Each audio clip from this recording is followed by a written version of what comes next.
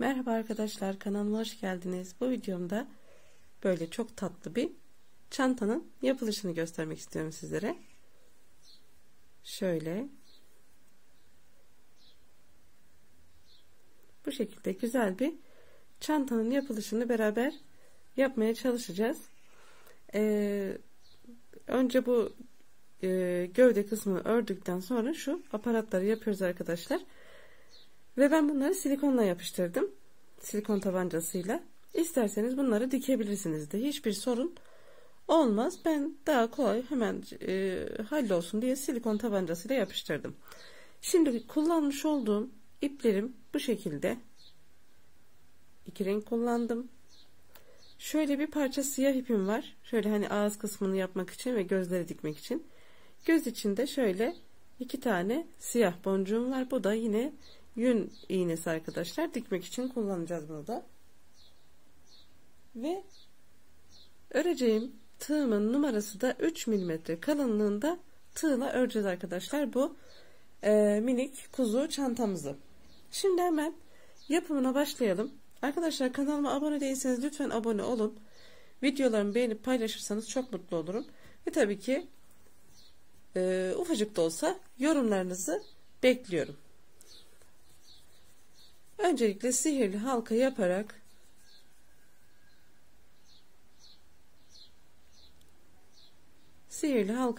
başlayacağız. Şöyle iki kez sardım. Tığımı içinden geçirdim. Bu şekilde iki tane zincirimi çektim ve tekrar geri tığımı çıkardım. Sihirli halkayı oluşturduktan sonra şöyle içerisine 1 2 3 4 5 6 tane sık iğne yaptım. 6 tane sık iğnemizi de yaptıktan sonra şöyle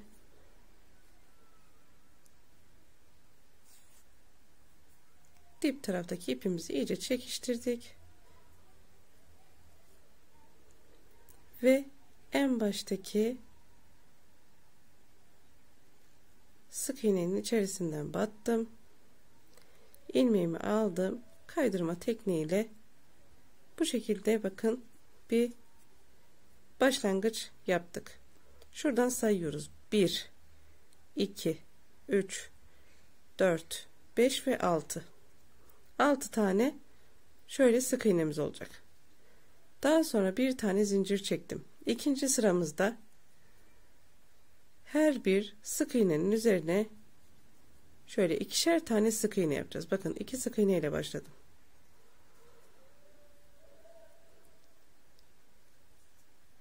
Bu şekilde her bir sık iğnenin içerisine ikişer tane sık iğne yaparak sık iğne sayımızı 12'ye çıkarıyoruz.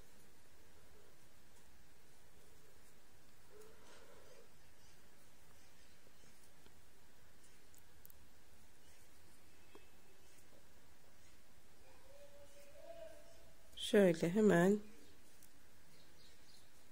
sık iğnemizi bitirdik. Şuradan sayıyorum bakın 1 2 3 4 5 6 7 8 9 10 11 ve 12 tane sık iğnemi yaptım. Geldim şimdi yine en baştaki sık iğnenin içerisinden geçtim ve kaydırma tekniğiyle şöyle içerisinden geçiriyorum. Tekrar bir zincir. Bu sıramızda bakın ikinci sıramızda, üçüncü sıramızda ilkine bir, ikinciye bir, aynı noktaya 2. İlkine bir tane yaptım, ikinciye 2 tane. Daha sonra yanımdakine 1, onun yanındakine 2. Bakın şöyle 1 2 1 2 Bu şekilde sıramızı tamamlayacağız ve toplamda 18 tane trabzanımız olacak. Bir tanesine 1, bir tanesine 2 sık iğne yapmış oluyorum. Şöyle 1, 2, 1, 2. Bu şekilde sıramı tamamladım. Tamamında 18 tane sık iğnemiz var. Şimdi yine en başa geldim. İçerisinden geçip bir tane zincirimi çekiyorum arkadaşlar. Bakın böyle. 3. sıramızdayız ve 18 tane sık iğnemiz var bu sırada. Şimdi 4. sıramızda ilkine 1. Daha sonra 1, aynı noktaya 2. Şöyle. Daha sonra 1, bakın böyle. Aynı noktaya 2. Şimdi buraya ilk 1 ile başladık. Daha sonra aynı noktaya 2. Daha sonra bakın arada 1, 2 ve tek noktaya 2 tane sık iğne şeklinde devam etti. Bundan sonrası böyle devam edecek. 2 tane 1,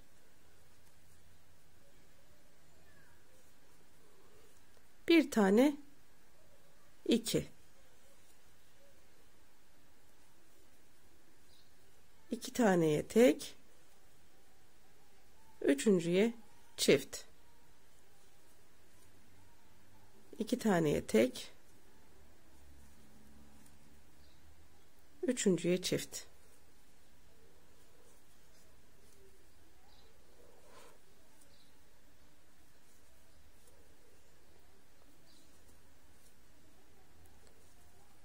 Bu şekilde bakın sıramızı tamamladık ve son buradaki sık iğneme de bir tane yaparak 4. sıramı tamamladım ve toplamda 24 tane sık iğne yapmış olduk arkadaşlar. Yine en baştakine battım, kaydırma tekniğiyle geçirip 4. sıramızı da bu şekilde tamamlamış olduk. Şimdi 5. sıramıza başlayacağız. 1, 2, 3, 4, 5. sıramızda şöyle bir tane zincirimi çektim yine. Şöyle 1, 2, 3, dördüncüye çift battım arkadaşlar. 1, 2, 3, dördüncüye çift. Daha sonra tekrar 1, 2, 3, dördüncüye çift. Bakın şöyle göstereyim.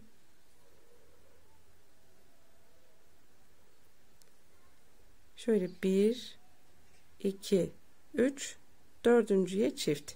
1, 2, 3, dördüncüye çift olacak şekilde sıramızı sonuna kadar 3, dördüncüye çift.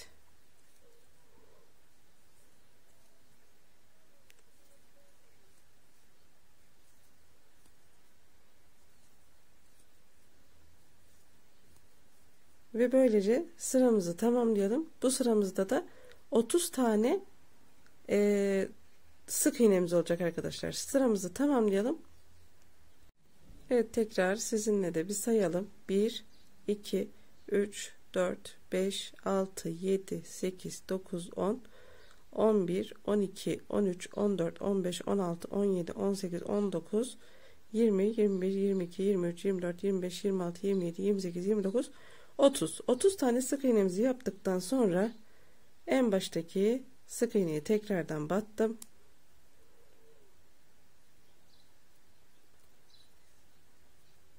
Ve kaydırma tekniğiyle içerisinden geçirdim. Bir tane de zincirimi çektim.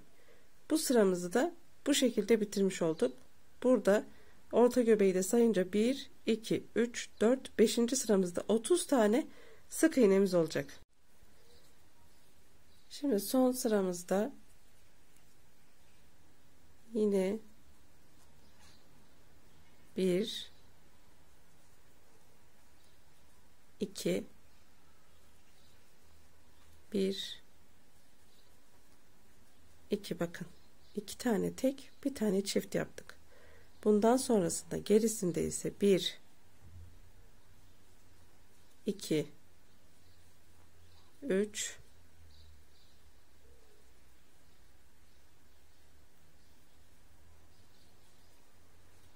3, bakın şu çiftten sonra 1, 2, 3, 4 ve 5. de ikinciyi de yapacağız içine. Şöyle. Tekrar 1, 2, 3,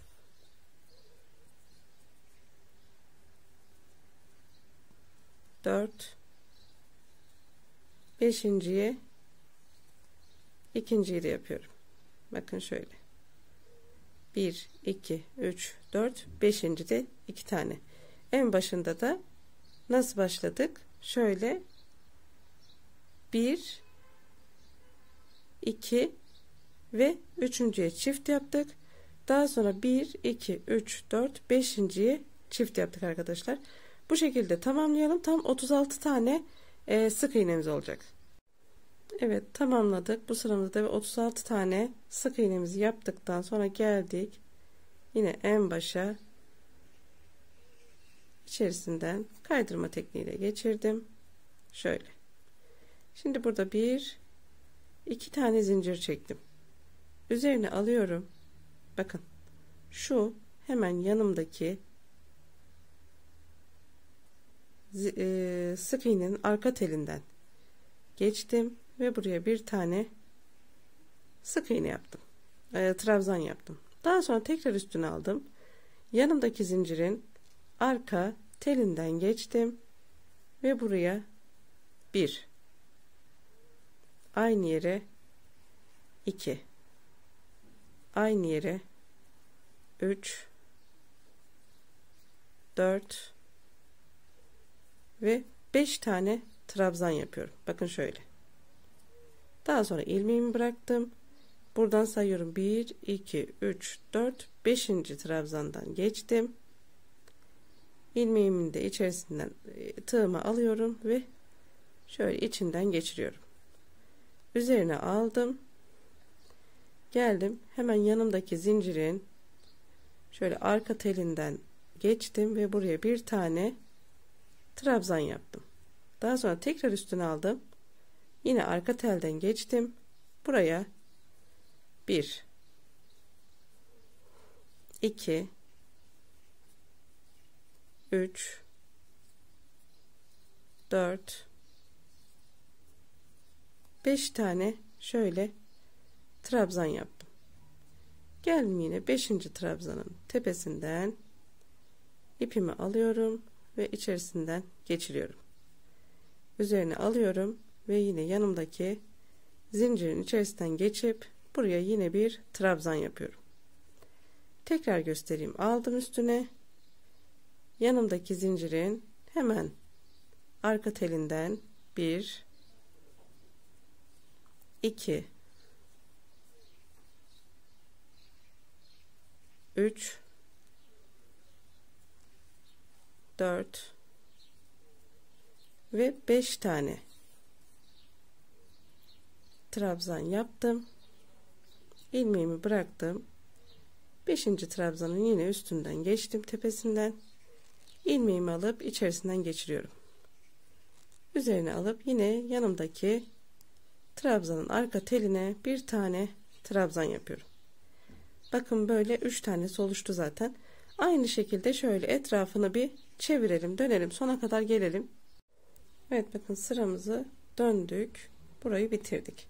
Şimdi burada 1, 2, 3, 4, 5, 6, 7, 8, 9, 10, 11, 12, 13, 14, 15, 16, 17, 18 tane tomurcuk oldu. Şimdi geldik, bakın burada şuradaki zincirin tepesinden şöyle battım. Bu şekilde kaydırma tekniğiyle geçirdim. 2 tane zincir çektim. Şimdi birazcık böyle pofuduk olsun diye bir tane daha burada bu tomurcuktan fazla yapacağız. Burada 18'de, bir üstteki sırada 19'la bütün sırayı çantayı bitireceğiz arkadaşlar. 2 tane zincirimi çektim burada.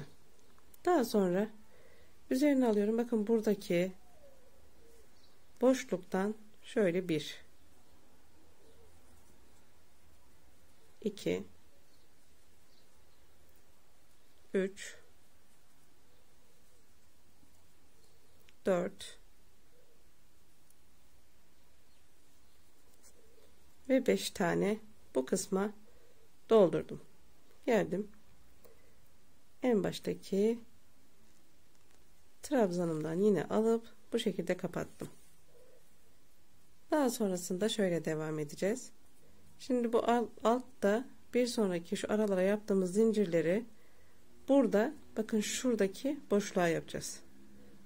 Buradaki boşluktan geçtim ve buraya şöyle trabzanımı yaptım. Daha sonra üzerine alıyorum. Bakın bu üstteki şu uzun zincir var ya, oranın içinden buraya 5 tane dolduracağız. 1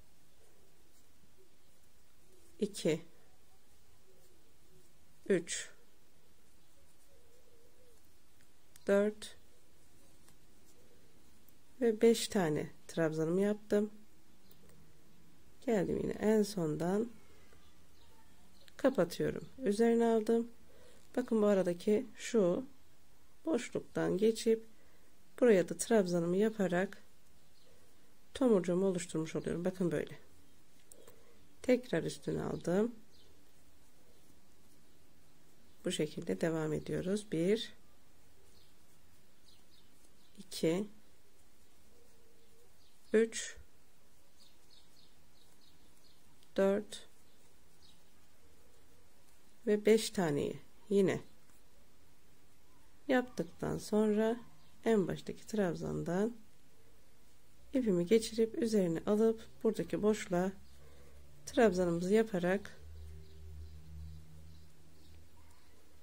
bakın böyle. Şimdi burayı da dönelim, bir en sona kadar gelelim, bu şekilde devam edelim.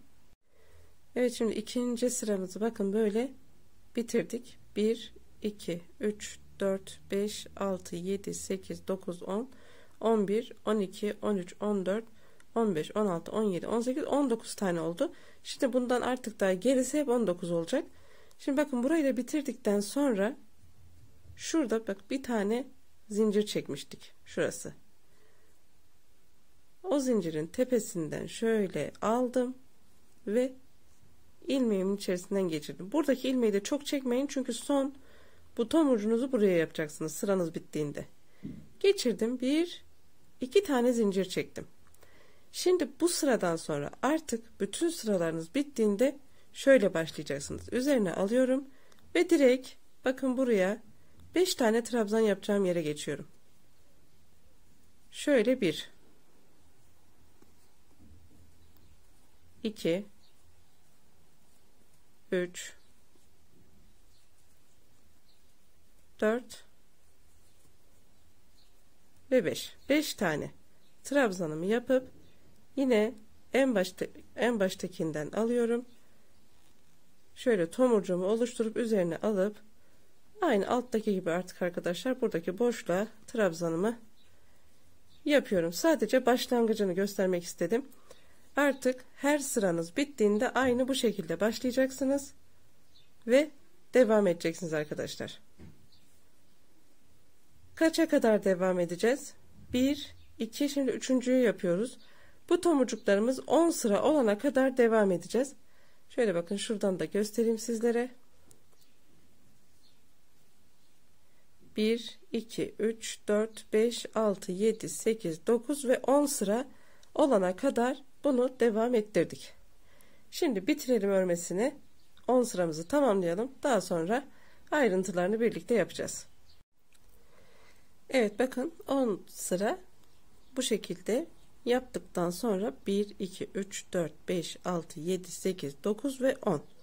Şimdi burada geldim en sonda, bakın birleştirmemi yaptım. Şöyle iki tane de zincirimi çektim ve burada ipimi keseceğim. Şöyle makasımızı alalım. İpimizi burada artık kesiyoruz arkadaşlar ve arka tarafından bu ipi de şöyle göstereyim. Daha ince bir tığla da bunu yapabilirsiniz. Şöyle bakın, şu aralardan geçerek bu şekilde bu ipimizi gizleyeceğiz. Şöyle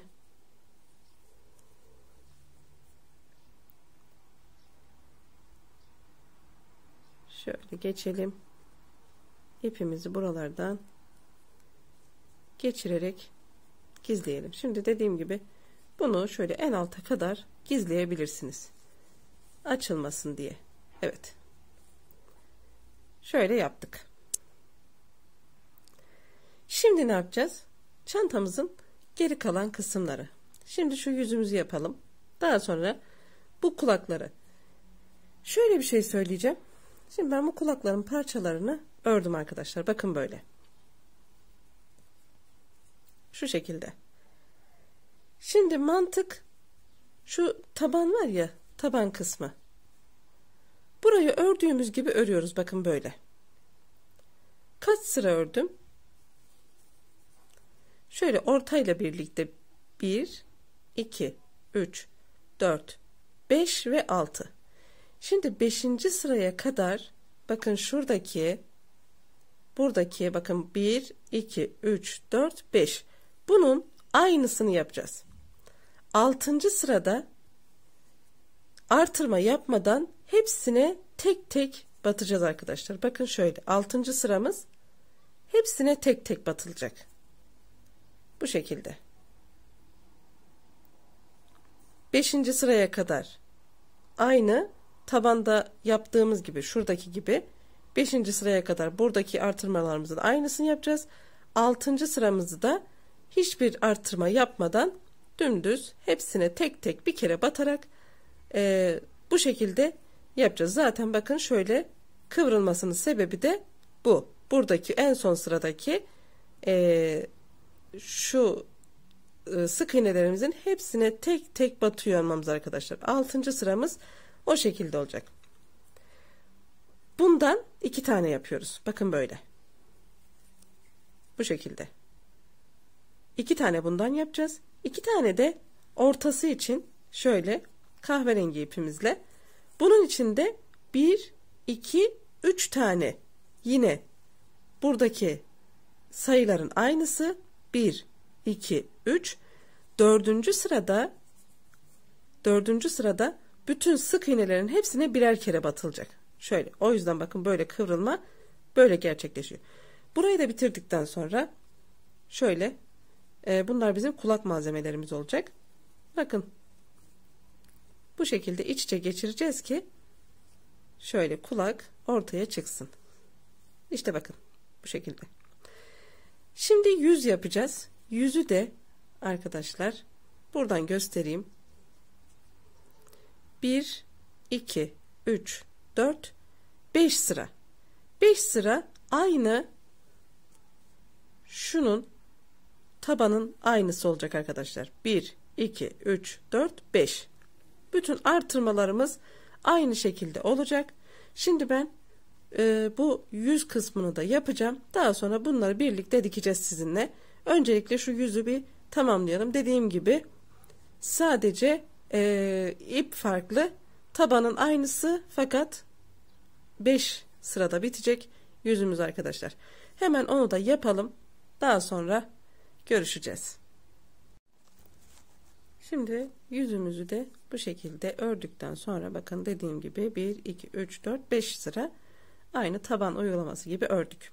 Şimdi geldik gözleri ve ağzı yapmaya. Şöyle bu kısım Evet, böyle yapalım. Şimdi herhangi bir yerden bu şekilde iğnemi geçirdim. Şöyle hemen gözümüzün birini alalım. Gözlerimizde bakın böyle iki tane siyah boncuk.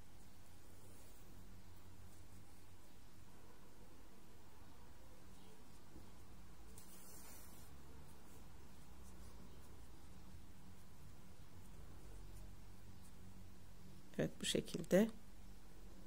Diğerinde hemen onun hizasında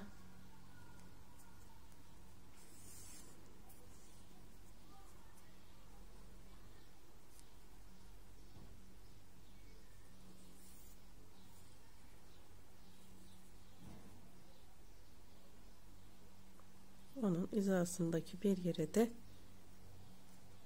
diğer gözümüzü diktik. Bakın böyle gözlerimiz bu şekilde olsun. Ağız da nereden başlamışım hemen bakalım. 1 2 şöyle şuradan şuraya ağız yapmışız. Şu kısım değil de bir üstteki. Tamam. Şöyle herhangi bir yerden başlayalım.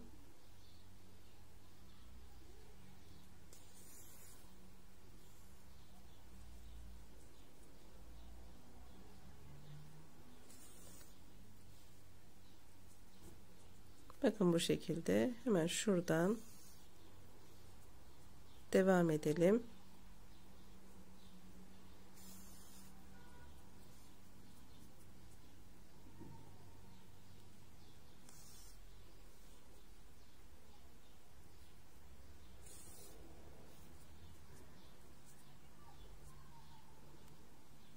Şöyle şuraya kadar bakalım.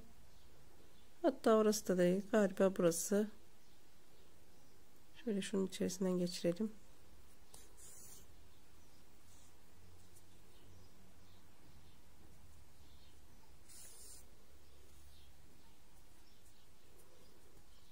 Evet, şöyle gülümseyen bir surat yaptık.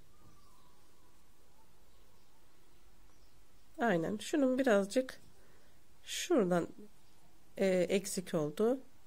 Onu da şöyle yapalım. Zaten arka tarafı çantanın arkasında kalacağı için çok da önemli değil.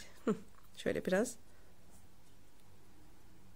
güleç bir surat olsun. Bu şekilde. Bakın böyle arkası arka tarafa geleceği için hani bu suratı daha önceden planlayıp yaparsanız daha da güzel olur. Ben şimdi böyle hemen gelişi güzel diktim. Evet, bu kadar yeterli. Döndüm ve ipimi burada bağlayıp keseceğim. Daha sonra yapıştırma işlemlerine başlayacağım. Dediğim gibi ben silikonla yapıştırdım bunları. Şimdi de öyle yapıştıracağım. Tabii ki dikebilirsiniz de. Evet.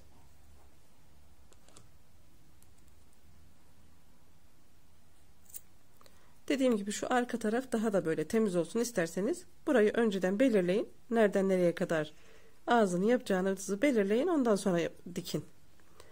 Yüzümüz de bu şekilde hazır. Şimdi bunları yapıştırmaya geçelim. Şimdi şunları bu şekilde aldım. Ve bakın böyle arka tarafını çeviriyorum. Bakın ipleri de böyle gizledim bu arka tarafına.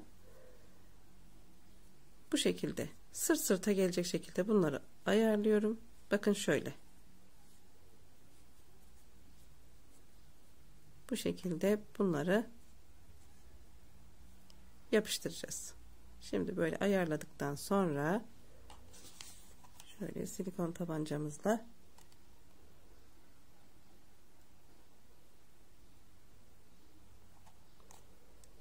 evet, bu kadar yeterli. Bakın bunu alıp tam ayarladığım noktaya bırakıyorum.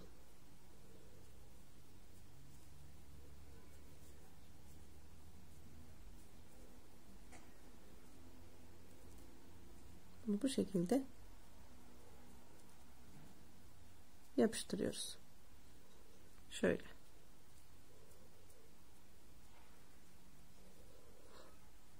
Daha sonra hatta şuralarını da biraz koyabiliriz.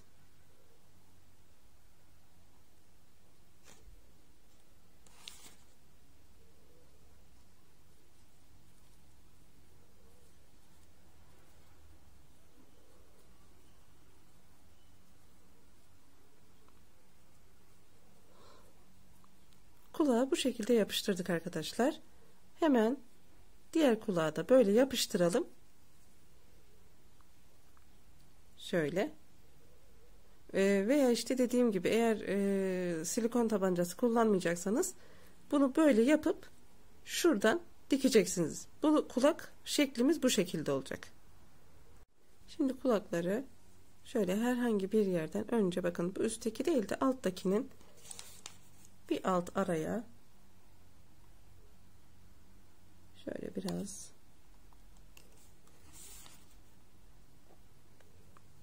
bakın bu şekilde şöyle yapıştıracağım.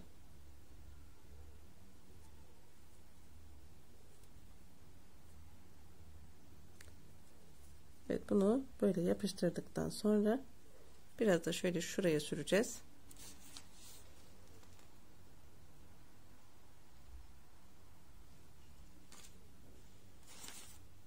Hemen orayı da yapıştıralım.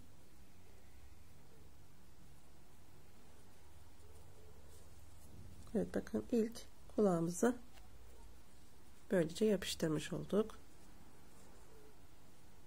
Şöyle. Şimdi ikinci kulak, hemen şu araya bir bakalım. Kaç tane sonrasına yapıştırmışım? 1, 2, 3, 4, 5, 6, 7, 8 tanesinin hemen 8 fıstık sonrasına yapıştırmışız. 1, 2, 3, 4, 5, 6, 7 ve 8. Şuraya. Yani bu araya da diğer kulağı yapıştıralım.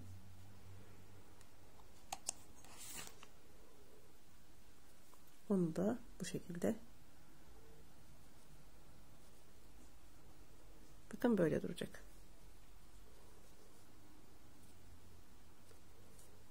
Onu da iyice yapıştırdık. Hemen şu alt tarafına da yine bunu da sürelim.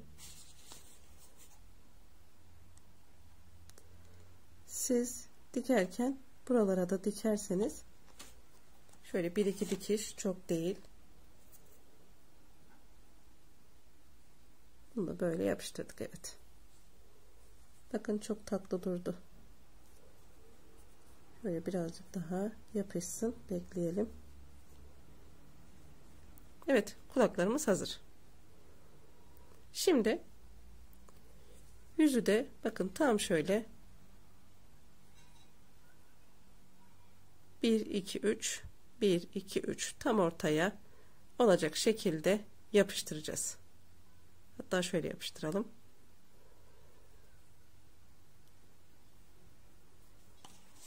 Bunu da yine arka tarafına silikondan şöyle koyalım.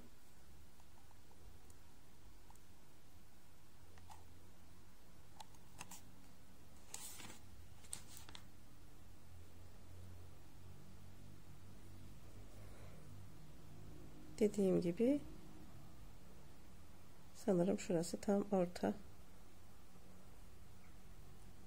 Evet.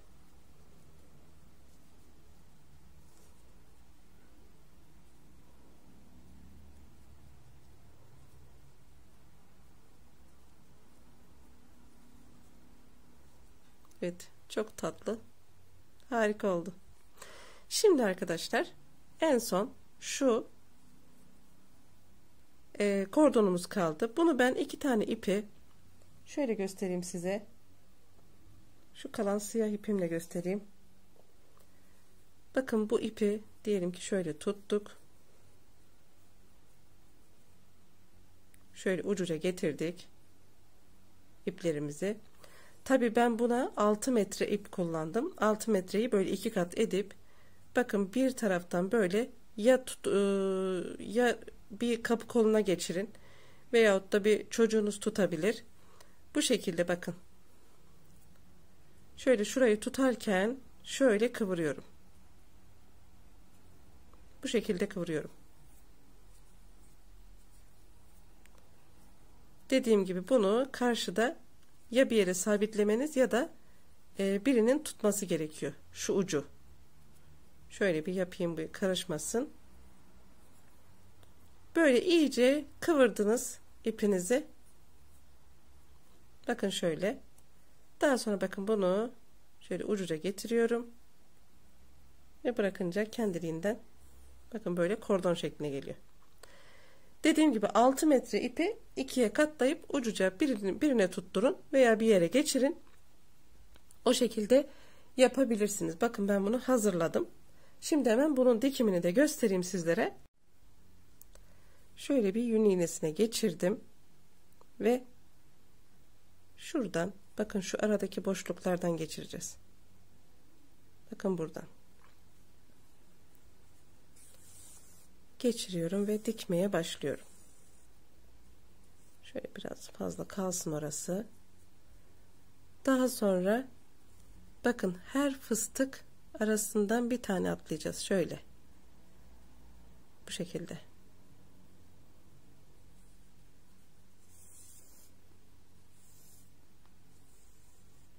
Bakın böyle. Daha sonra tekrar diğer boşluktan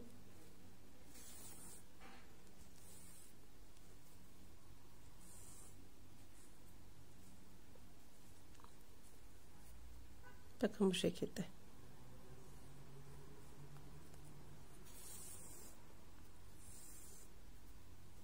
Şimdi biz bu şekilde böyle bir dönelim, bitirelim burayı. Bakın sona kadar geldik. Şöyle biraz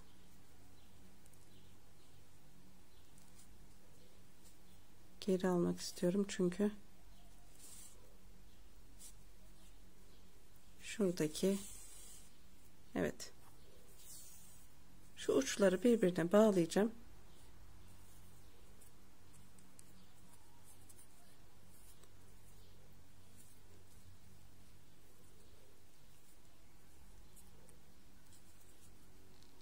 Evet, iyice sıkıştırdıktan sonra şöyle ucunu keseceğim şuradan. Bu şekilde. Ucunu da kestikten sonra bakın şöyle şu düğümümüz içte kalacak şekilde bakın bir buradan bir bu kenardan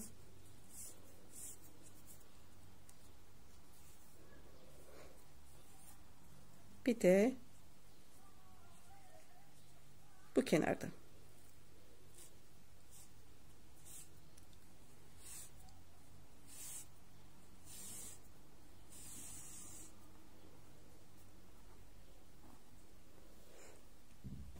İplerinizi ayarlayacaksınız ve şu ipiniz zaten burada kalacak. Hemen bu taraftan biraz çekelim, ayarlayalım bu kısmı da.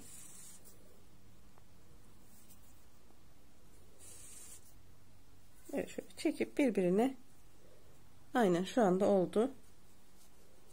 Şöyle düzeltelim. Evet. Bakın bu şekilde. Çantamız bitti. Kullanıma hazır diyelim. Evet arkadaşlar, bu kadardı. Umarım beğenmişsinizdir. Umarım anlatabilmişimdir. Lütfen beğendiyseniz beğendim butonuna basın. Kanalıma abone değilseniz lütfen abone olun arkadaşlar. Abonelik ücretsiz. Destek amaçlı abone olacaksınız. Şimdiden yapacak olan arkadaşlarıma da kolay gelsin diyorum. Ufacık da olsa yorumlarınızı bekliyorum. Kendinize iyi bakın. Hoşça kalın.